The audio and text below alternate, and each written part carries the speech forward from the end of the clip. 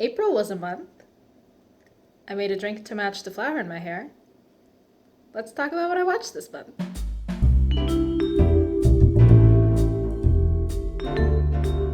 So I surprised myself by watching 5 new movies this month. My favorite for the month was The Nice Guys. But I also surprised myself in being able to rewatch 4 movies, or 3 movies and a musical. I don't know how to classify that. So the first thing I rewatched was The Death of Stalin. This is one of my favorite movies. It's a political satire from Armando Iannucci, who also wrote Veep and The Thick of It, or In the Loop, depending on which adaptation of that you watch. The Death of Stalin is about Stalin's cabinet and the power vacuum that forms after he dies, and they have to figure out how Russia is going to go on. It's brilliantly executed satire. It very deftly moves the sliding scale from absurdity to genuine terror, and it does such a good job of demonstrating how ridiculous it was that everyone lived in fear of this one man, but it also does a good job of showing why they were afraid, and it's anyone would be afraid in those situations. The ensemble for this film is absolutely perfect. Simon Russell Beale knocks it out of the park as Beria. I believe he was head of the NKVD, but he was also just an absolute monster. Holy crap. I don't want to get into everything he did, but just skimming his wiki made my skin crawl. He is an absolute monster, but Simon Russell Beale does such a good job of playing such a slimy, despicable person. I also adore Steve Buscemi as Nikita Khrushchev. It's just such a weird choice, but it works so well. He's a good fit for that movie. Andrea Riseborough and Rupert Friend are very good as Svetlana and... oh, what's his name? Oh my gosh. Joseph Stalin's son. What was his son's name? I'm opening a wiki. What is this? Vasily. Okay. Gosh. All right. So Andrea Riseborough and Rupert Friend are very good as Svetlana and Vasily, Joseph Stalin's children. But Jason Isaacs steals the show. He's just so good. The film does a good job of letting everyone just use their natural accents. He doesn't try to make everyone use Russian accents, and I think that's a great creative choice. Definitely watch this if you haven't seen it already. It is absolutely brilliant.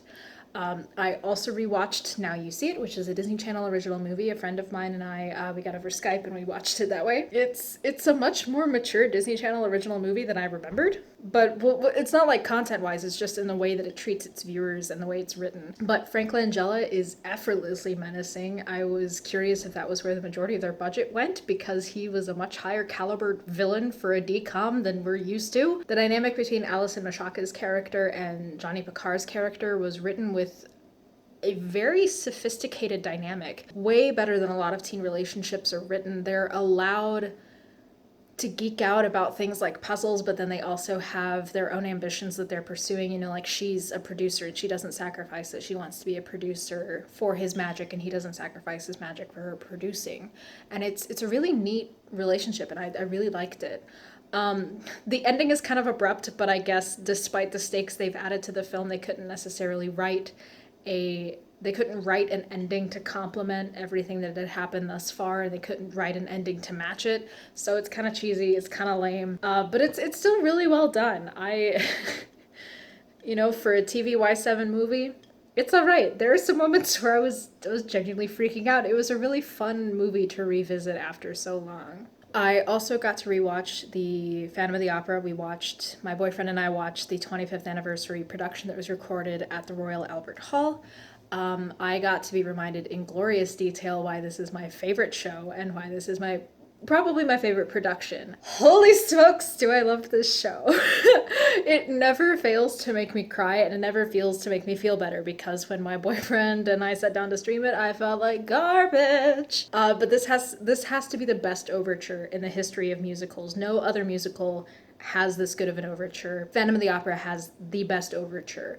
I'm sorry, I don't make the rules, and I am not taking questions at this time. And there will never be a greater moment in musical theater than with a little illumination. Gentlemen! It's the best. It's the best. And it's lightning in a bottle that gets better every single time. There's something magical about the way it captures that kind of 80s melodrama that's still very grounded in something real. And I think this production maintains the melodrama of the original 1986 production while still grounding it in a very real, concrete, emotional place. It's absolutely stunning. And it's a shame they only made one, but the first one ended in such a perfect way. You don't need to make a sequel. And I also rewatched Scott Pilgrim versus the World. This is infinitely quotable. Also one of my favorite movies. It's one of my brother's favorite movies. Jason Schwartzman as Gideon Graves is flawless. I love his performance. I would love to go as Gideon Graves for Halloween or Ramona Flowers. I can never decide. But the whole movie owns, really, like the editing, the music, the cast, the dialogue, the whole cast is tight. There's not a weak link in the bunch. And Michael Cera has a very difficult job of playing a character who is pathetic, kind of a terrible person, but someone whom we will end up rooting for by the end of the movie. And we genuinely want him to change and become a better person. And I think he does a really good job of that. But it's super good. Another really good example of a movie where if you haven't seen it already, definitely check it out. I love Edgar Wright films. I love his editing choices and how energetic and fun they are. I'm still coasting through Better Call Saul. I'm done with season 4 and I'm like halfway through season 5 as of recording this. Season 5's great so far.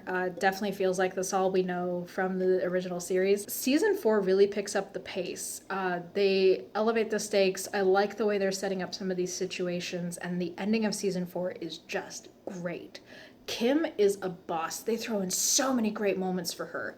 The argument that she has with Howard in the second episode about what's fair for Jimmy is so good, and she just crushes it. There's so many good emotional beats, like when Jimmy goes to get reinstated, when he, has all of those hearings and stuff to get reinstated. It's so good. Also, Lalo Salamanca is incredible. I adore him. He has such a great sense of humor, but they still make him intimidating and scary because it shows us what he's capable of. And it's great. Tony Dalton is just fantastic as Lalo. He does a tremendous job of that. And I like how they're setting up Lalo and Nacho. Nacho has probably been the hardest character for me to get into, but they did a good job this season of amplifying why we should care about him, and so I'm really interested to see where he goes. I liked Mike's subplot. That was kind of neat. It was nice to see kind of how the lab in the original series was going to get made, because that is kind of a thing that I think all of us wonder about criminal organizations, is like how do you set up your facilities? How do you do any of that? And they kind of go into that, which was neat. It was really neat. I'm really excited to finish this series and get caught up for real. I'm hoping that with quarantine, my opportunities to bribe Bob Odenkirk to be a walk-on on the show are still in motion. We're waiting for that call, baby. And I'm also watching Full Metal Alchemist. My boyfriend and I are streaming that occasionally. It's a stunning show. Wow, I adore the world and the way they've crafted kind of this Earth-adjacent environment where alchemy is real, where all of this is possible, and the characters that inhabit this world are so compelling. I love Al. I love Hughes. Armstrong is a delight.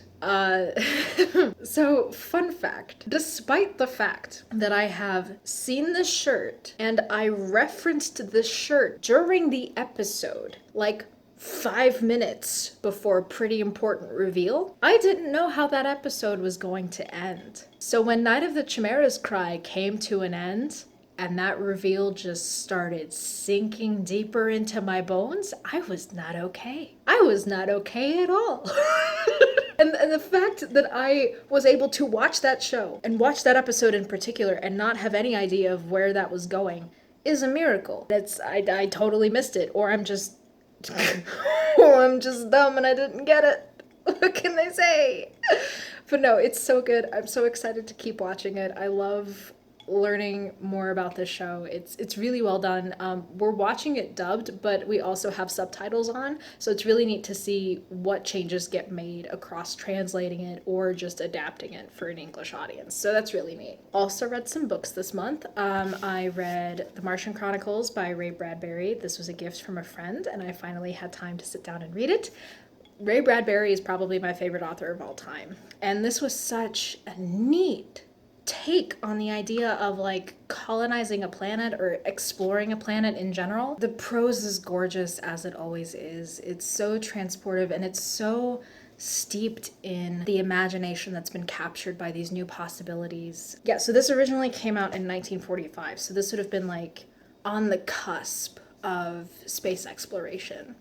But at the same time, Ray Bradbury's imagination is very clearly already captured by those possibilities, and this book is such a beautiful exploration of where his mind's at and what he's kind of excited about and what the future could hold. And again, it's just so gorgeously written and so beautifully stated. I really enjoyed it, and I'm very happy to have it in my collection, so thank you very much. And then I also read Witch Hat Atelier by, I meant to practice this before I started, Kamome Shirahama, but this is I know there's a word for it. I'm so stupid, why can't I think of the word? It's, the only thing that's coming to mind is analog anime. And I know that's wrong. Manga, it's a manga. Just for reference, I am this deep into my drink. This is my first, and I've recently eaten. I'm not drunk, I'm just kind of dumb sometimes. This story is absolutely precious and the artwork is stunning. Like I'll put some actual screenshots up as well. Like just the girls are so cute. Like look at this sweetie. Look at this sweetie. Oh, she's so cute, and just all of the girls are so cute. The artwork is just gorgeous. I love the way it all looks. But I'm so excited. It's about a young girl named Coco who goes to work for a witch, which is this guy right here. She gets to be his apprentice and she gets to go to a magic school. But the author Kamome Shirahama does lots of cover art for DC and Marvel comics. But their artwork is just so stunning on the inside. I'm so excited. I'm so excited for the next installment because I think this is relatively new. But I adored it. Every page of it was just such a delight. And it was such a beautiful form of escapism. Like, I don't necessarily want to compare it to Studio Ghibli films just because they're both by Japanese artists, but the feeling and tone of Studio Ghibli films, of that sense of wonder and simplicity, is definitely present in the manga. So what else is happening this month? I didn't do anything. I fully intended to have my Black City review done by the end of this month, but that just didn't pan out. There's still some moving parts there, and I'm still trying to figure out how I want to do that. I'm excited by the possibilities of that review. Depending on how things go, it may be a little while longer before that falls into place, but I would like to do some other stuff. Hopefully May presents some opportunities to do some different things. One thing that has been changing this month as I've done reviews is I've been getting dressed up for them, maybe not necessarily era specific or era correct, but just kind of evoking the era, from the 8.5 review to the Good Night and Good Luck review to the Nice Guys review. I like kind of leaning into the aesthetic choices of a movie, and I definitely want to do that more. It helps me connect with the art some more. It helps give the review something else, because right now I'm still trying to figure out like what my humor is, what my balance between critique and just an essay in general. And I think costumes at least are like one thing I can do regardless. And I have some movies I'm kind of excited to watch in May. I found out our drive-in is still open, so I'm going to try and go and see movies at the drive-in. That could be super fun. As always, my to-watch list is in the description. Feel free to make a recommendation from that list, or just like hype up a recommendation from that list. There's no guarantee I'll get to it any sooner than any of the other films on that list, but you know, it's an option. It's a thing you can do. Here's to a May that doesn't suck, and here's to you. This has been my year in movies. Thank you for watching.